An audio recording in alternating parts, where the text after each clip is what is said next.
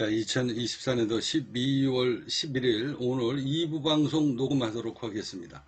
자, 조금 아까 여기 썸네일을 보시면은요, 윤석열 대통령 이번 주 내에 제 생각입니다. 제 생각이 제가 완전 소설을 여기 지금 썼는데요. 썸네일 보면 윤석열 대통령 마지막 B카드 큰 거 하나가 혹시 수일 내에 터지지 않을까라는 이런 막연한 생각을 하면서 제가 소설을 썼는데요. 여기 썸네일, 여기 포스트 제목을 보면 뭔가 쎄하다. 분명히 밀리는 거는 윤석열인데 이재명, 이재명이 뭔가 다급하게 쫓기는 느낌이다.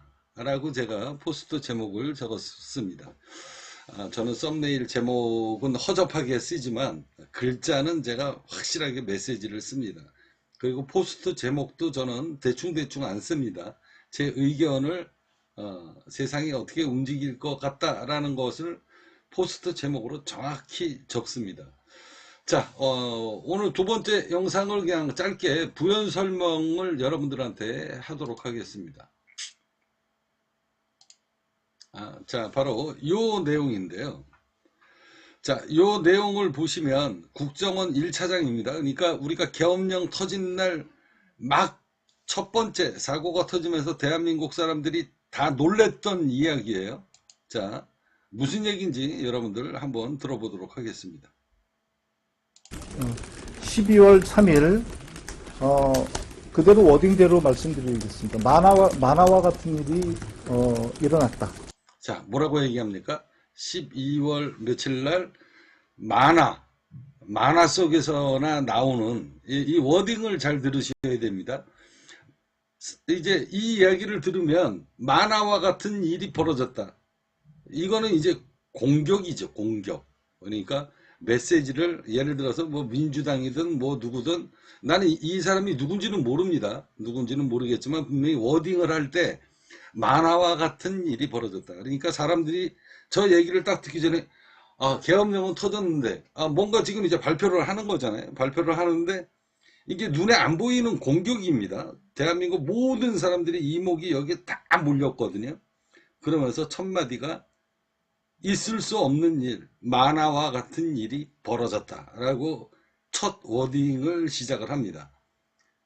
그럼 그 얘기를 딱 들으면 사람들이 뭐 보수 쪽이든 진보 쪽이든 이거 뭐야 이러면서 앉아가지고 강한 반감을 주는 이게 워딩에 이런 목적이 있습니다.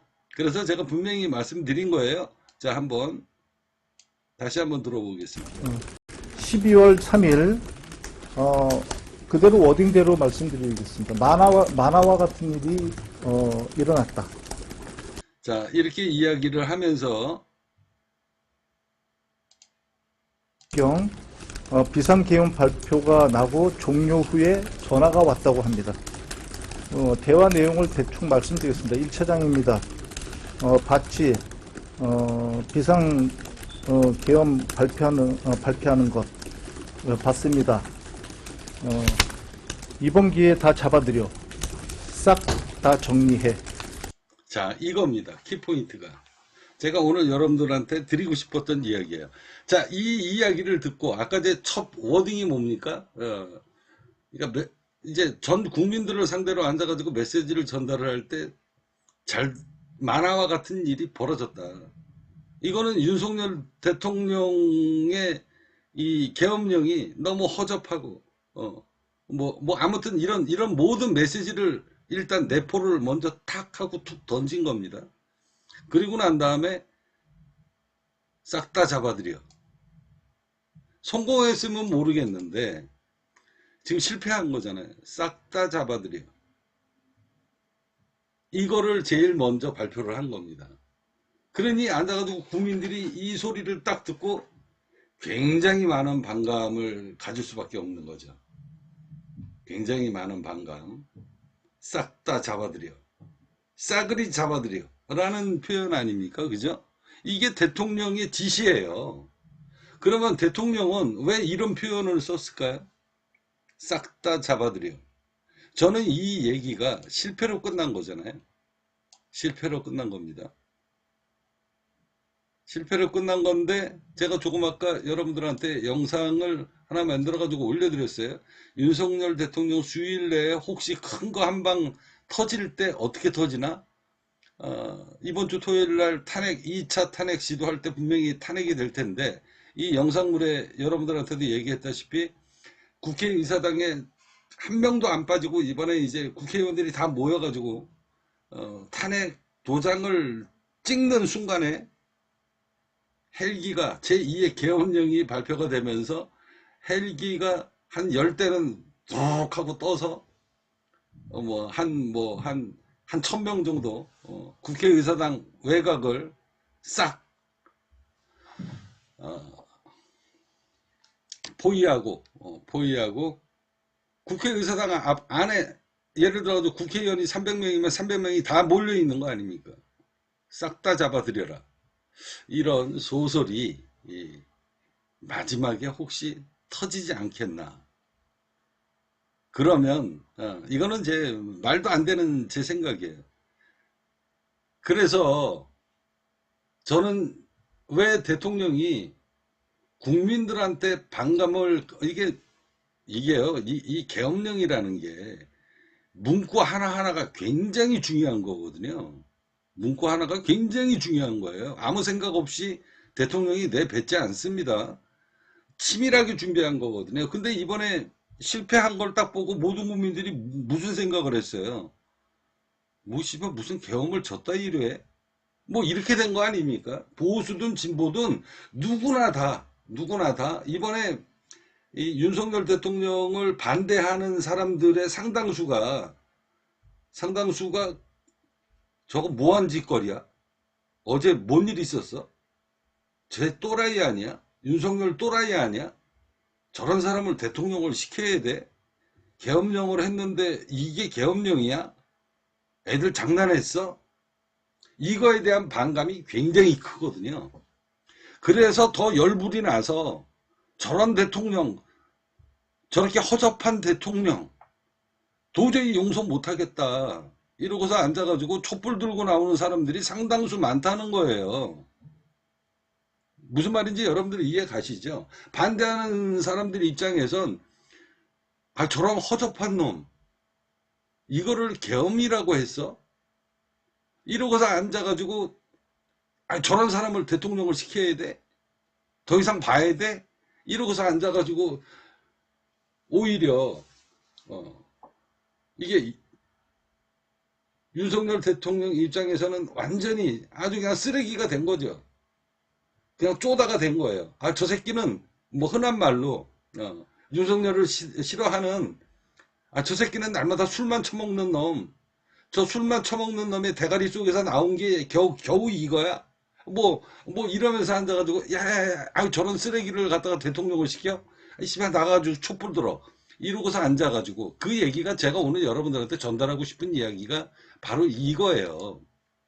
만화와 같은 일이 정말로 벌어졌다. 그리고 첫 문구가 대통령이 문구가 뭡니까? 봤지. 이번 기회에 싹 다 싸그리 잡아들여. 이 이야기가 왜 굳이 이런 문구를 썼을까요?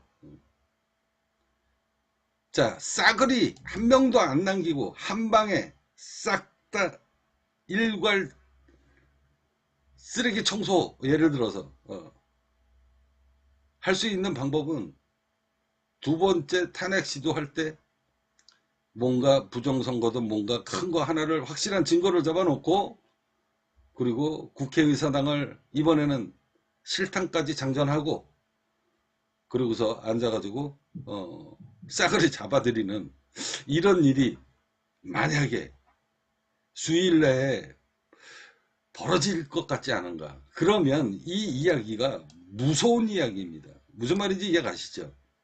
이게 지금 우스갯소리로 해가지고 이게 지금 대통령 탄핵 해가지고 너도 나도 지금 저런 병신 같은 쪼다 같은 놈 저 날마다 술만 처먹고 앉아가지고 이러는 놈을 대통령을 시킬 수 없어. 그러고서 앉아가지고 으쌰으쌰하고 촛불 들고 나왔던 수많은 사람들의 머릿속에는 바로 이게 굉장히 머릿속에 처음서부터 각인이 되어 있다라는 거예요. 무슨 말인지 이해 가시죠 여러분들? 이거를 윤석열이가 앉아가지고 다 계산을 하고 마지막에 제2의 계엄으로 싸그리 한 방에 잡아들이는 방법을 올가미를 그냥 국회의사당 안에 다 있으니까 올가미를 한 방에 뒤집어 씌우는 이 작전이 만에 하나 수일 내에 나온다면 하는 그런 소설을 써봤습니다. 이런 상상을 한번 해봤어요. 만약에 제 생각이 맞다면 이런 일이 정말로 이번에 현실 속에서 벌어진다 그러면은 저는 천재가 맞습니다. 자, 웃자고 한 이야기입니다.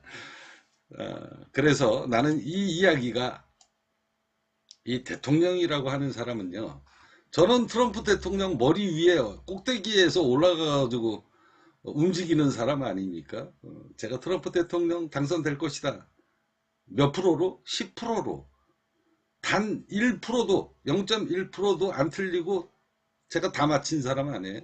그리고 한동훈이 당선될 때 0.23%로 정확히 63%, 공식 집계가 62.78%인데 63%로 당선되기 바로 몇 시간 전에 꿈꾸고 제가 다 미리 맞힌 사람 아닙니까?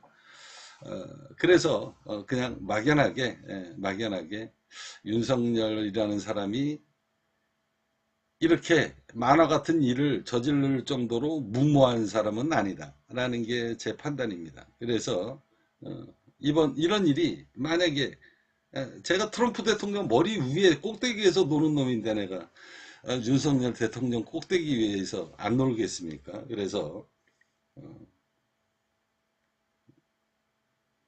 오늘은 그냥 소설을 한번 써봤습니다.